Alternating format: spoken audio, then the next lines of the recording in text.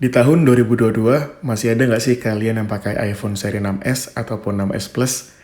Jadi di video kali ini, sekalian aku bikin video repair, aku bakal share ke kalian tentang mungkin budget yang kalian perlu siapin ke depannya, just in case selama penggunaan kalian nanti iPhone 6s ataupun 6s Plus kalian ada masalah. Jadi untuk iPhone 6s ini sudah lumayan berumur teman-teman. Kurang lebih seri ini launching di tahun 2014 atau 2015 kalau nggak salah. Kalian bisa cek di GSM Arena teman-teman. Yang tentunya iPhone ini sudah mulai berumur. Kalau misalkan lebih dari 5 tahun, secara kondisi hardware biasanya sudah mulai melemah dan mungkin lebih rentan terhadap kerusakan. Yang paling sering adalah baterai teman-teman. Karena baterai ini komponen penunjang utama iPhone kalian bisa bekerja dengan normal. Jadi size baterainya juga kecil. Untuk seri iPhone 6s ini, kalaupun kalian dapat harga second dan mungkin kondisinya masih non-rekondisi atau belum pernah dibongkar, itu kemungkinan juga kecil teman-teman.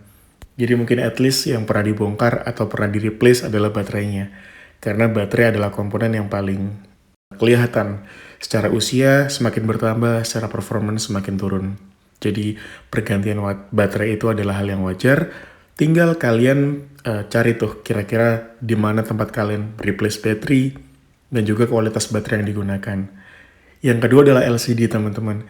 Banyak sekali iPhone 6s yang udah replacement ataupun refurbish secara kondisi LCD-nya.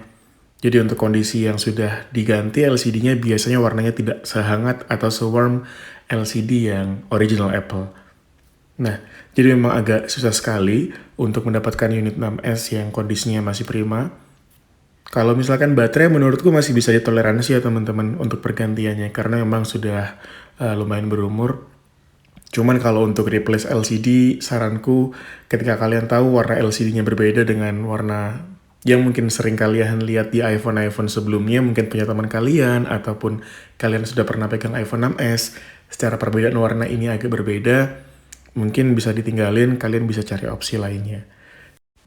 Jadi jangan sampai kalian mengorbankan kenyamanan kalian hanya dengan karena harga iPhone yang murah.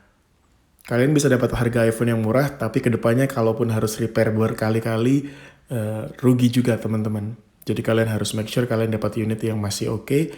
Ganti baterai nggak masalah lah, asal jangan komponen yang lain. Jadi pastiin komponen LCD, komponen kamera depan, kamera belakang, dan yang terpenting juga Touch ID ini masih berfungsi secara optimal. Nah, budget yang kalian perlu siapin juga ke depannya adalah gini, kalau misalkan iPhone 6s ini kan ada beberapa opsi storage, 16GB, 32GB, dan juga sampai dengan 128, minim kalian siapin budget buat beli yang at least 64GB, teman-teman. Karena semakin kecil size-nya, itu juga pengaruh ke performance secara nggak langsung. Beberapa kasus ketika iPhone itu out of storage atau storage-nya penuh, tersisa 1 sampai dengan 2GB, di seri yang lama itu pernah kejadian semacam force restart ataupun sampai dengan stuck logo.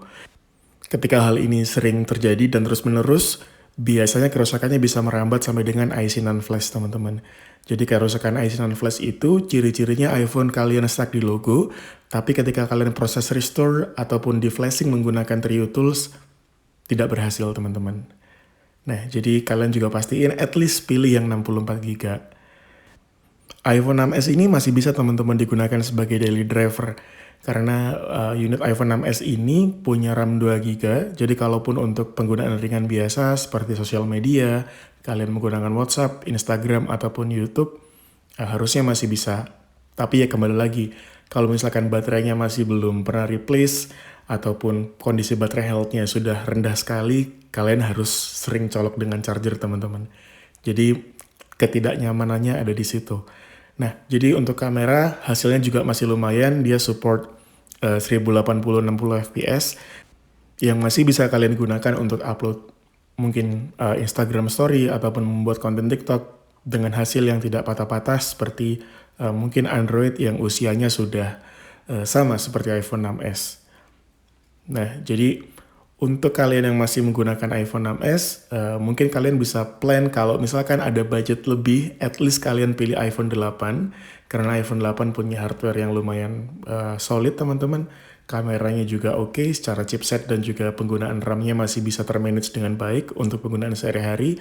Tapi kalaupun kalian masih bisa bertahan menggunakan iPhone 6s ini, mungkin prediksi dari aku 1 sampai dengan 2 tahun ke depan adalah batas maksimum penggunaan iPhone 6s ini. Jadi tidak dapatnya iPhone 6s ini update iOS terbaru bukan berarti iPhone-nya tidak bisa dipakai ya teman-teman. Masih banyak sekali aplikasi yang kompatibel, namun kembali lagi kenyamanan yang menjadi poin penting.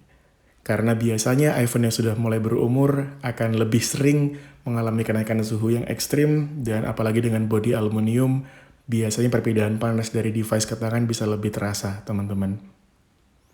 Nah, jadi untuk proses repairnya sudah berakhir, nggak kerasa udah 5 menit ngomong, dan biasanya setelah repair ini aku cek beberapa fungsi, karena ini LCD yang di-replace, biasanya aku coba cek fungsi touch dan juga fingerprint sensornya atau touch ID-nya. Nah, jadi terima kasih buat kalian yang sudah menyempatkan waktunya menonton dan mungkin mendengarkan video ini sampai dengan akhir. Kedepannya aku bakal bikin lagi video tips and tricks seputar iPhone, baik unitnya ataupun aksesorisnya. Jangan lupa di-subscribe. Tonton video sebelumnya, karena beberapa hari ke belakang aku sempat upload video tentang kerusakan yang paling sering di iPhone, seperti pergantian LCD, pergantian baterai, dan juga pembahasan seputar iPhone lainnya.